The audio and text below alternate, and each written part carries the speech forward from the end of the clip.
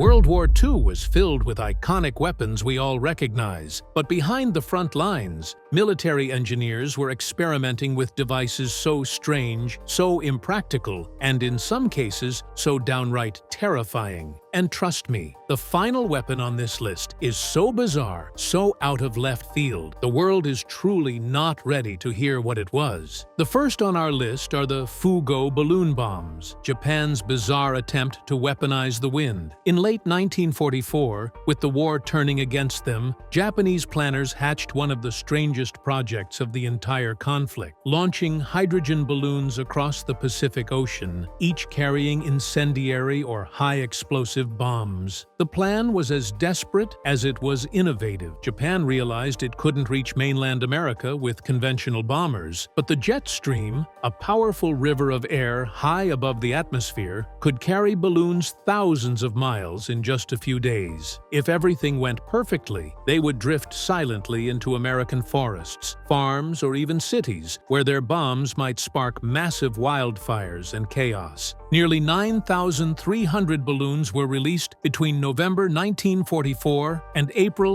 1945. Each was made of lightweight paper or rubberized silk, around 30 feet in diameter, filled with hydrogen, and fitted with a complex ballast system that dropped sandbags to maintain altitude. Some even had timers that released bombs before the balloon self-destructed. On paper, it was ingenious. In practice, it was unpredictable. Many balloons fell harmlessly into the ocean. Others drifted off course. Still, around 300 are confirmed to have reached North America, some landing as far inland as Michigan. The attacks were kept secret by the U.S. government to prevent public panic, but one tragic incident revealed the danger. In May 1945, near Bly, Oregon, a pastor's wife and 5 children discovered a strange balloon in the woods. When they touched it, the bomb exploded, killing all 6 instantly. They became the only American civilians killed on the mainland by enemy action during World War II. While the Fugo campaign failed to achieve Japan's hopes of mass destruction, its sheer audacity makes it unforgettable. It was the first intercontinental weapon system in history, the ancestor of today's long-range missile strategies, and though the damage was limited, the psychological weight was chilling. Imagine looking up into the sky and knowing that a silent killer might be floating just above, carried across oceans by nothing but the wind. Coming in at number 9 is one of the most ridiculous contraptions ever dreamed up during the war, the British Great Panjandrum. At a glance, it looked less like a weapon and more like something a mad scientist might sketch on a napkin. Imagine 2 giant wooden wheels, each taller than a man, connected by a massive drum packed with high explosives. Strap dozens of rocket motors along the rims to propel it forward, point it at enemy defenses, light the fuses, and pray it actually rolls in a straight line. That, in essence, was Britain's Panjandrum. The idea came about during preparations for D-Day. Planners needed a way to blast through Germany's Atlantic Wall fortifications, the thick concrete bunkers and sea defenses that stretched across Europe's coastlines. Traditional artillery might not be enough, and tanks could get stuck on the beaches. So, why not create a gigantic rocket-propelled wheel of destruction? If it worked, the Panjandrum could roll right up the beach, smash into German defenses, and detonate with a force strong enough to open a path for Allied troops. On paper, the idea was eccentric, but not entirely insane. In reality, the weapon was uncontrollable. During the first tests in 1943, engineers set the rockets ablaze and watched as the monstrous wheel wobbled, lurched, and veered wildly off course. Sometimes it toppled over, sometimes it circled back toward its operators, and sometimes the rockets tore themselves free, spiraling dangerously across the beach. At one test, the Panjandrum came barreling toward a group of high-ranking observers, scattering generals and scientists alike as they scrambled for cover. Despite repeated attempts, the weapon never once rolled in a straight line. No amount of adjustments could make it reliable, and by early 1944, the project was abandoned. The Panjandrum never made it to the beaches of Normandy. Instead, it became a cautionary tale of how desperation and creativity sometimes birthed more comedy than combat effectiveness. Still, the Panjandrum remains one of the strangest World War II experiments ever attempted. It was a weapon that combined equal parts brilliance and absurdity, proving just how far the Allies were willing to push the boundaries of imagination in their fight to defeat the Axis. While it never fired a shot in anger, the image of generals running for their lives from a runaway rocket wheel has secured its place in the history of wartime oddities. Next up is a weapon that sounds like something out of science fiction: the German Krummlauf, or curved barrel rifle. By 1943, Nazi engineers were obsessed with squeezing every possible advantage out of their new STG-44 assault rifle. One of their strangest solutions was to design a barrel attachment that literally bent, allowing a soldier to fire around corners without exposing himself. The concept was deceptively simple. Instead of leaning out from behind a wall or trench, a soldier could stay safely behind cover, poke out only the curved barrel, and spray fire at the enemy. To make this work, engineers created several variants: a 30-degree curve, a 45-degree curve, and even an extreme 90-degree model. Each came with a periscope-style sight, so the shooter could see roughly where the bullets would go. To the German High Command, it seemed like a clever way to survive brutal street fighting in places like Stalingrad, where every doorway or alley could hide a sniper. But while the idea looked good on paper, reality was much harsher. The physics of forcing bullets to bend mid-flight was unforgiving. At shallow curves like 30 degrees, the weapon could manage a few hundred rounds before the barrel wore out. At 45 degrees, the lifespan dropped to around 100 rounds. And the 90-degree version? It often destroyed itself after firing just a handful of shots. The bullets would deform as they scraped through the curved barrel, breaking apart or tumbling wildly, turning accuracy into a guessing game. Some even fragmented inside the barrel, creating a dangerous shower of shrapnel for the shooter. Reports from German troops who tested the Krummlauf suggest it was more dangerous to its user than to the enemy. One soldier reportedly quipped that the barrel lives shorter than the man firing it. Despite its flaws, a small number were produced and mounted on armored vehicles, allowing them to fire at close-range infantry from blind spots. But, as a practical infantry weapon, the Krummlauf was a failure. Number 7 is the German Windkanone, or wind cannon. In the desperate final years of the war, Nazi engineers experimented with every possible invention that might turn the tide, from jet fighters to so-called miracle weapons. Among these experiments was a massive cannon designed not to fire shells, but blasts of compressed air powerful enough to knock Allied aircraft out of the sky. The design was staggering in scale. Imagine a barrel 35 feet long, fed by enormous steel tanks pressurized with oxygen and methane gas. When fired, the weapon would release a pulse of air at nearly supersonic speed, theoretically strong enough to smash through the fragile aluminum skins of low-flying bombers. Engineers believed that at close range, a single blast could rip the wing off a B-17 or Lancaster. It was a terrifying concept, an invisible weapon with no flash, no smoke, and no warning. But as with many late-war German ideas, the Windkanone didn't quite match the hype. In testing, it could indeed shatter wooden planks at 200 yards and even crack concrete walls at closer distances. On paper, that suggested it might damage an aircraft. In reality, Allied bombers usually flew thousands of feet above the ground, well outside the cannon's limited effective range. The massive setup also meant it had to be mounted in fixed positions, making it useless against fast-moving targets. Worse still, the complexity of keeping the tanks charged and the cannon pressurized made it slow to reload and impractical in real combat conditions. Only a handful of Windkanonen were ever built, and none were confirmed to have shot down a single plane. By 1945, Allied forces were advancing faster than Germany could deploy these strange weapons, and most were either destroyed in testing or captured half-finished. Today, they stand as symbols of Nazi Germany's increasingly desperate reliance on wonder weapons that promised much but delivered little. This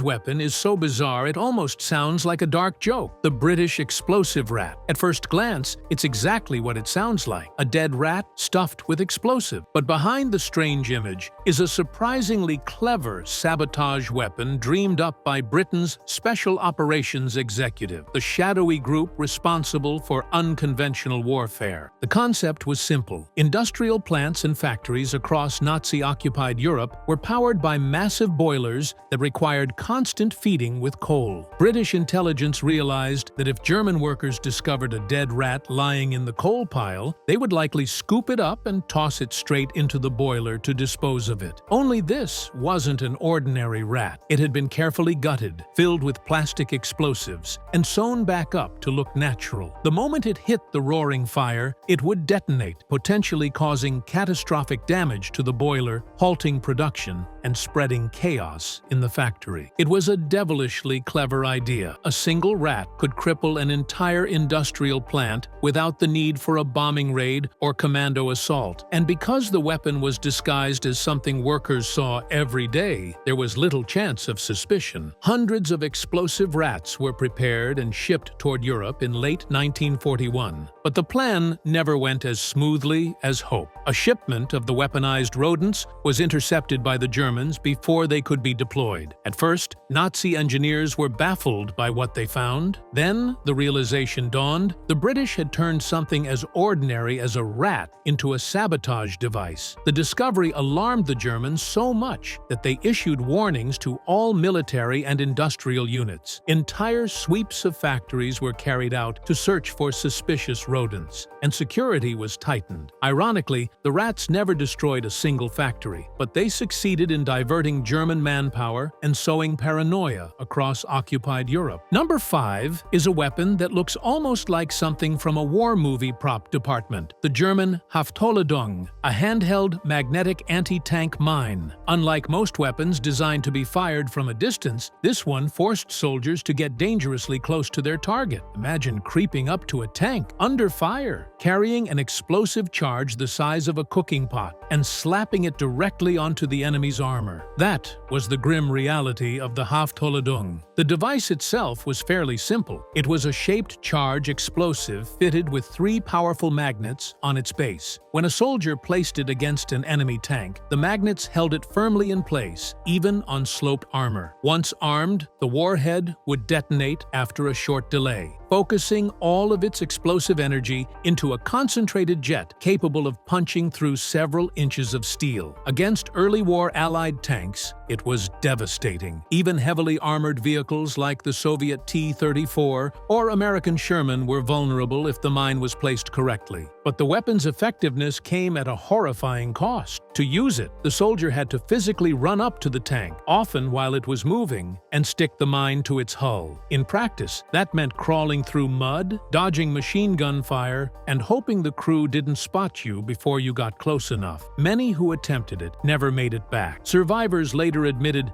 that using the Hafthohlladung was essentially a suicide mission, though some succeeded in knocking out tanks at close quarters during desperate battles on the Eastern Front. As the war progressed and tanks became more heavily armed and supported by infantry, the usefulness of the magnetic mine declined. It was eventually overshadowed by disposable anti-tank weapons like the Panzerfaust, which allowed soldiers to fire from a safer distance. But in the early years of the war, the Hafthohlladung embodied the terrifying bravery and desperation of infantry facing down armored giants. Coming in at number 4 is a weapon that gained an infamous nickname among Allied troops: the Japanese Type 89 grenade discharger, better known as the knee mortar. At first glance, it looked like a stubby little tube mounted on a small baseplate, something a soldier could casually carry in the field. It was compact, versatile, and deadly accurate, earning respect from friend and foe alike. But it was also the source of one of the deadliest misunderstandings of the entire war. The Type 89 wasn't really a mortar in the traditional sense. It was more like a hybrid between a grenade launcher and a small mortar tube. A Japanese soldier could angle it to lob grenades or small shells at enemy positions up to 600 yards away, providing portable firepower to infantry squads. Its curved base plate allowed it to be braced against the ground or propped up against terrain, making it easy to set up in seconds. Against dug-in Allied positions in the jungles of the Pacific, it was a nightmare. The weapon earned its nickname, however, from Allied troops, who captured examples early in the war. Seeing the small curved base plate, many assumed it was meant to be braced against the thigh or knee for quick firing. Unfortunately, anyone foolish enough to try it discovered the truth in the most horrific way. The recoil of even a small mortar shell was powerful enough to shatter bones and cause crippling injuries. Reports circulated of American and Australian soldiers breaking their legs after testing the weapon incorrectly, cementing its grim nickname. In Japanese hands, the Type 89 was feared. They used it to devastating effect on Guadalcanal, Iwo Jima, and countless other Pacific battlefields. Its portability meant almost every Japanese squad had one, allowing them to rain down accurate fire on advancing Marines or soldiers. For Allied infantry, the soft thud of a knee mortar being fired often meant a deadly explosion was seconds away. Number 3 is not one weapon, but an entire arsenal of strange machines that looked more like something from a comic book than a battlefield. They were called Hobart's Funnies, a collection of bizarrely modified tanks developed by the British for D-Day under the command of Major General Percy Hobart. Each one had a special role, designed to solve the unique problems of storming Hitler's Atlantic Wall. One of the most famous was the Crocodile, a Churchill tank converted into a flamethrower, its massive projector capable of spewing liquid fire over 100 yards. Another was the Crab, a Sherman fitted with a rotating flail of heavy chains designed to detonate mines before infantry followed. There were also aviaries, tanks armed with gigantic spigot mortars that could lob massive demolition charges against bunkers. Others were converted into bridge layers, amphibious swimming tanks, and even carpet layers that rolled out matting for vehicles to cross muddy beaches. To modernize, these contraptions looked ridiculous. Tanks sprouting chains, flame hoses, and giant mechanical arms. But on D-Day, they saved lives. The flail tanks cleared deadly minefields, the flamethrowers flushed German defenders from bunkers, and the bridge layers allowed Allied troops to cross obstacles that might otherwise have stalled the invasion. Without Hobart's Funnies, the cost of D-Day might have been far higher. Not every design was a success. Some swimming tanks sank before reaching shore. Others were so specialized they saw little use beyond Normandy, but their sheer variety and creativity make them some of the strangest weapons ever fielded in World War II.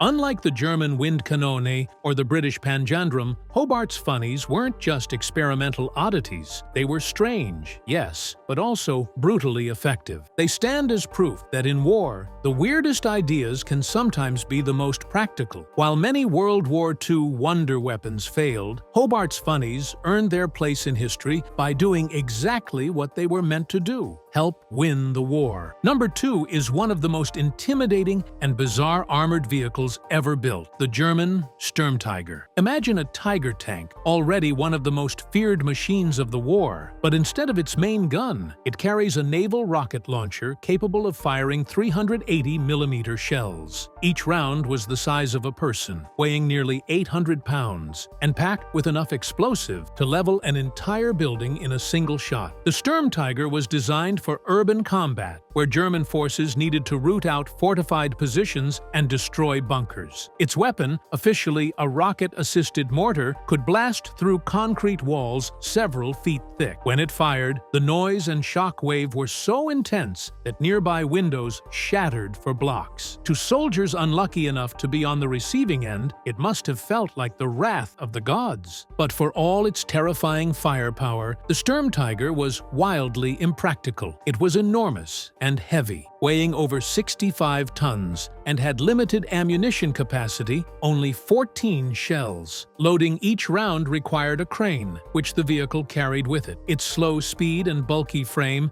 made it vulnerable to airstrikes and mobile enemy units. In many cases, Sturmtigers were destroyed or abandoned before they could unleash their full potential. Only about 18 Sturmtigers were ever built, and their impact on the war was minimal, but their sheer strangeness makes them unforgettable unforgettable. A tank firing naval rockets on land was the kind of desperate, over-engineered solution that defined late-war German innovation. For Allied soldiers, the Sturmtiger was both terrifying and oddly reassuring. Terrifying because if it hit, nothing survived. Reassuring because its rarity meant most would never face one. Today, a few Sturmtigers survive in museums, towering relics of an era when military engineers pushed the boundaries of reason in search of an edge. Finally, coming in at number 1 is a weapon so ambitious, so strange, and so utterly impractical that it almost feels like science fiction. The German V3 supergun. If the V1 flying bomb and V2 rocket were Germany's terror weapons, then the V3 was meant to be their ultimate secret project, capable of raining destruction on London without a single aircraft or rocket ever leaving German territory. Unlike a traditional cannon that used a single explosive charge, the V3 was designed with a barrel over 400 feet long, buried deep underground in northern France. Along its length were dozens of secondary side chambers, each filled with additional propellant. As the projectile traveled down the barrel, these side charges would ignite in sequence, boosting the shell's velocity again and again until it left the muzzle at incredible speed. In theory, this multi-charge principle would allow the weapon to fire shells nearly 100 miles, easily putting London within range. On paper, it was an engineering marvel, the longest gun ever built, capable of launching projectiles at speeds rivaling modern artillery. In reality, it was a logistical nightmare. Building and maintaining a cannon of such size required colossal resources at a time when Germany was already bleeding from Allied bombing campaigns. Worse still, the fixed underground emplacements made it an easy target once discovered. In 1944, Allied bombers and even Britain's new tallboy bunker buster bombs were used to destroy the V3 sites before they could become fully operational. A few smaller prototypes were tested later in Luxembourg, and they did fire shells into Luxembourg City, killing several civilians. But the weapon never achieved the devastating role its designers imagined. The massive project, codenamed Hochdruckpumpe or high-pressure pump, drained resources and manpower that could have been spent on more practical weapons. The V3 earns its place at the top of this list not only for its sheer strangeness, but also for what it symbolized: Nazi Germany's obsession with wonder weapons that might miraculously turn the tide of the war. It was part gun, part science experiment, and part propaganda dream. Ultimately, it achieved little beyond proving how desperation can fuel bizarre invention.